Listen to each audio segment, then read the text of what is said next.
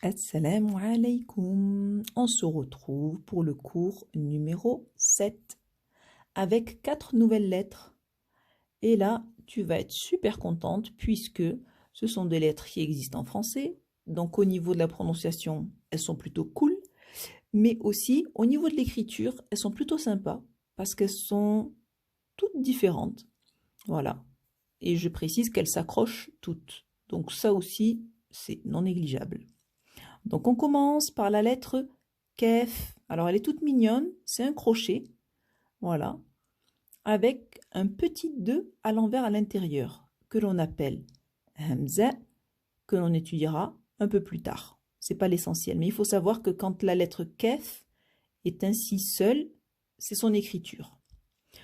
Ensuite, quand elle est au début, on a un premier trait en diagonale qui ensuite se suit d'un crochet et elle reste sur la ligne.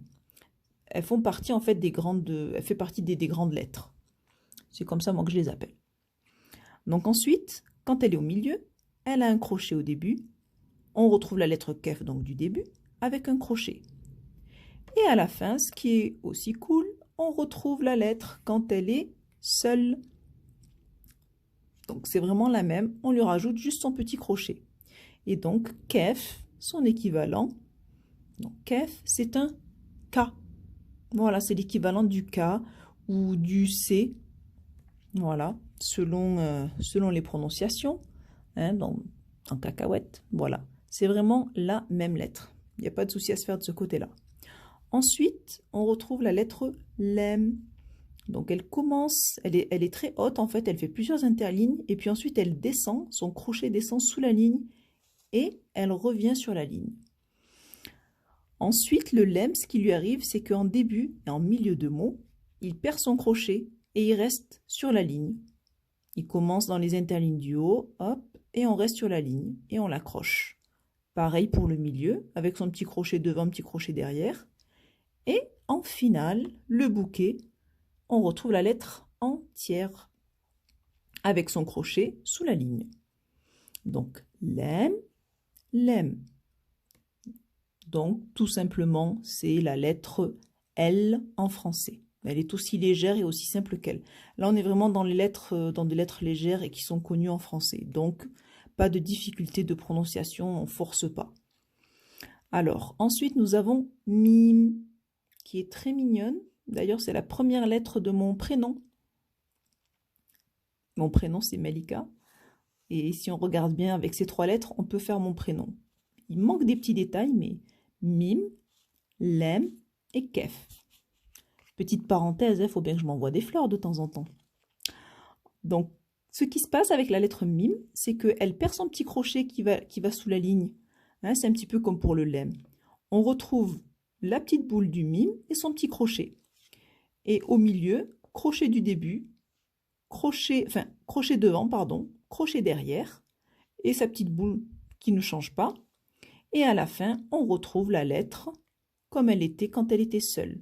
Voilà, à l'exception du crochet, puisque bien sûr, il faut l'imaginer accroché. Donc mime, c'est l'équivalent du M en français. Et pour la petite dernière du lot, on a la lettre Noun. Alors, beaucoup, et puis pendant un petit moment, ça peut vous arriver de la confondre avec la lettre B que l'on a vue. C'était la deuxième lettre de l'alphabet. Alors, la différence ici, c'est que le Noun, lui, quand il est isolé, quand il est comme ça en fait, seul, quand son écriture est seule, il commence au-dessus de la ligne, c'est-à-dire qu'il est déjà sur l'interligne. Ensuite, il descend sous la ligne et il remonte et il est sur la ligne. Et le point est bien au centre. Contrairement à la lettre B, qui s'écrit entièrement sur la ligne, elle est bien disciplinée, la lettre B, elle est sur la ligne et elle a un point en dessous, pas dedans. Et donc ici, quand on retrouve l'écriture du Noun en début, en milieu et en fin, elle se différencie vraiment bien du B, puisque son point ici est en haut. Voilà. Et ici, pareil. Et donc, elle s'écrit aussi simplement que les autres lettres précédentes. Et à la fin, on la retrouve entièrement avec son crochet et elle est sous la ligne. Et donc, elle se prononce noun. C'est la lettre noun qui correspond au N en français. Voilà pour la première partie. On se retrouve tout de suite pour les exercices. Salam alaikum. Voici donc les exercices où on va retrouver les 4 lettres kef, lem, mim et noun. Donc pour le tout premier mot, nous avons naum qui veut dire sommeil. Donc dans naum, on retrouve le noun, écriture du début, et le mim, écriture seule. Ensuite, nous avons qamar qui veut dire lune. Et dans qamar, on voit le qaf du cours précédent, le mim qui a son écriture au milieu et le ra, écriture finale. Ensuite, nous avons nabi qui veut dire prophète. Donc, c'est vraiment un terme religieux ici. Et dans nabi, on retrouve le noun. Et comme je vous l'expliquais juste avant, ici, il y a la lettre B. Donc, on différencie bien le noun. Il a son point au-dessus. Le B, il est en dessous de la ligne son point. Et ici, c'est une autre lettre qu'on verra dans le prochain cours, le cours final. Ensuite, nous avons muslim, où l'on retrouve le mim au début, le sin, la lettre sin que l'on avait déjà vue en milieu, la lettre lem que l'on a trouvée ici, on l'a rencontrée ici au milieu, et la lettre mim finale que l'on a rencontrée ici. Donc, muslim veut dire musulman. Ensuite, il y a beled. B, lem et del. B avec son point en dessous, en écriture du début. Ensuite, le lem, écriture du milieu. Et le del, écriture finale. 3 lettres qui s'accrochent, donc pas de souci. Alors ensuite, nous avons yaqin, qui veut dire certitude. Donc, dans ce mot, on retrouve le qaf, ça c'est dans le cours précédent.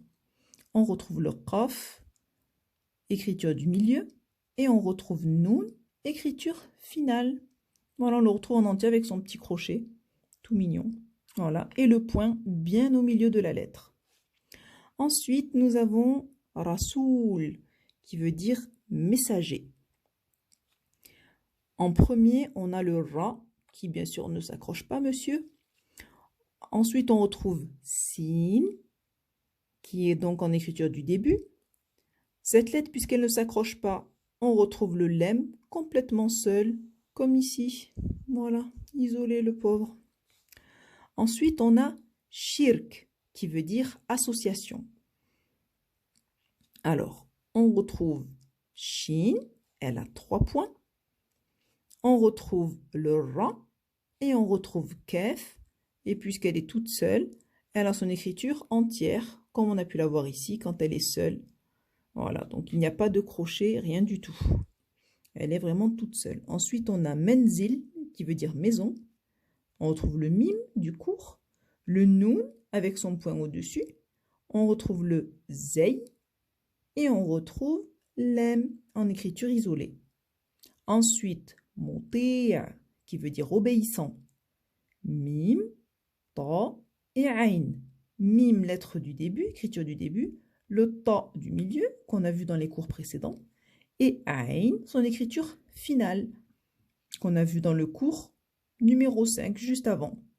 Il a son petit triangle inversé et son crochet vers le bas. Ensuite, nous avons mektaba, le lieu favori de ma grande fille. Mektaba qui veut dire librairie. Pardon. Et dans ce mot, on retrouve mim, l'écriture du mim en début, kef, écriture du milieu. Je sais que ça paraît un peu bizarre, mais c'est vrai qu'il change un petit peu le kef. Voilà, comme j'avais dit, en début et en milieu, ça change. Mais au final, on retrouve son écriture, entière. Et donc là, mektaba, mim, kef, te. On connaît te du deuxième cours avec ses 2 petits points au-dessus. B avec son point en dessous. Et le ta marbota qui est juste une autre façon d'écrire ce te, puisqu'ici c'est une écriture finale et elle marque le féminin surtout. C'est surtout ça qu'il faut retenir. Donc voilà, il nous reste encore un exercice pour terminer le cours. À la prochaine. Salam.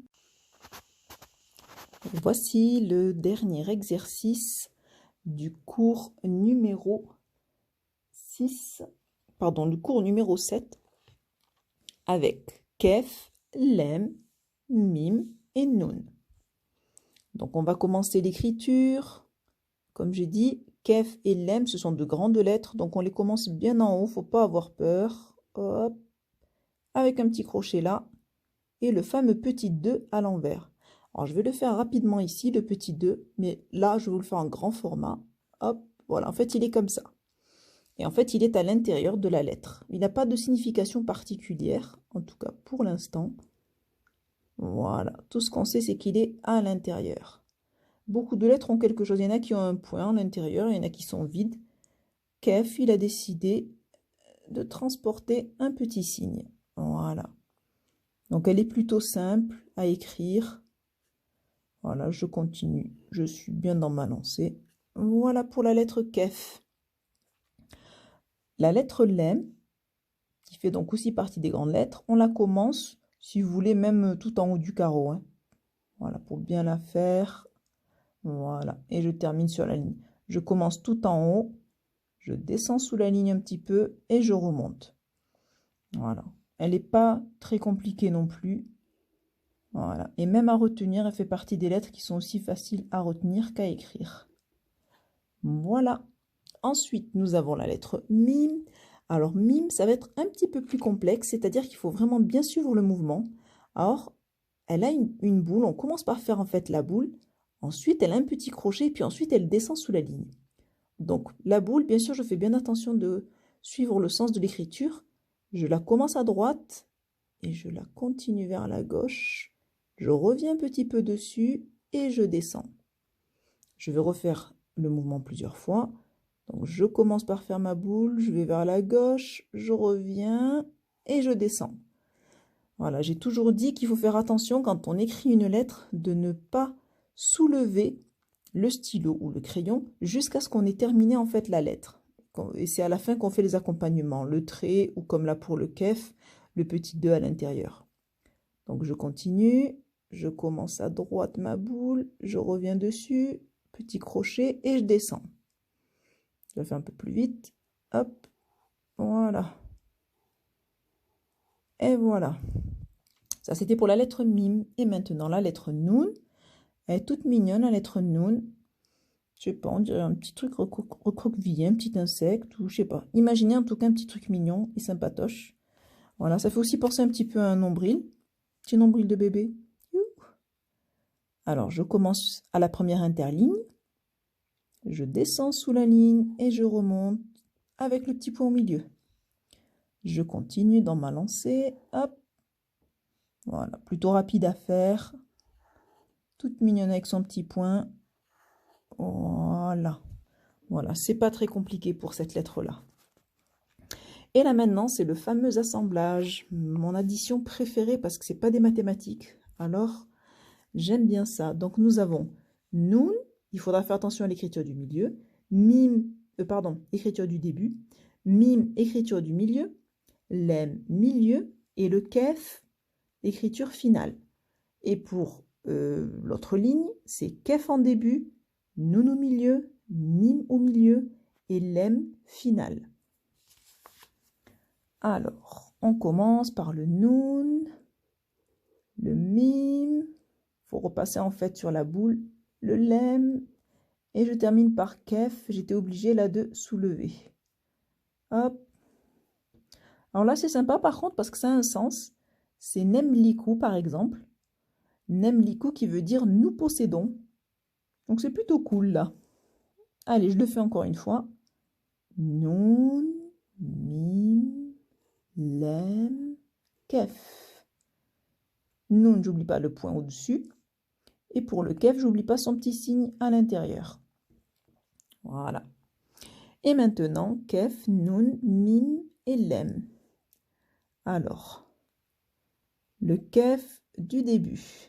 Hop. Ça fait bizarre, hein? Ensuite, Noun, Mim et Lem. Alors là, je ne mentirai pas, il me faudrait peut-être un dictionnaire pour trouver le mot qui correspond. Ken Neml, alors ça me fait penser à... Voilà, Neml en fait c'est la fourmi. Et Ke, qui veut dire là dans le sens, ça veut dire comme une fourmi. C'est pas plus mal. Avec l'écriture, la calligraphie arabe, j'avoue que c'est de la précision de fourmi. Alors, Kef, Noun, Mim et Lem. Voilà. Et voilà pour le deuxième exercice du cours. C'est bientôt terminé. Donc j'espère que tu vas bien travailler. J'attends des petits retours, hein, ça serait sympa. Donc ça, c'était le cours de la dernière fois. Hop, on enchaîne. Et là, on va préparer, on va se lancer dans le dernier cours.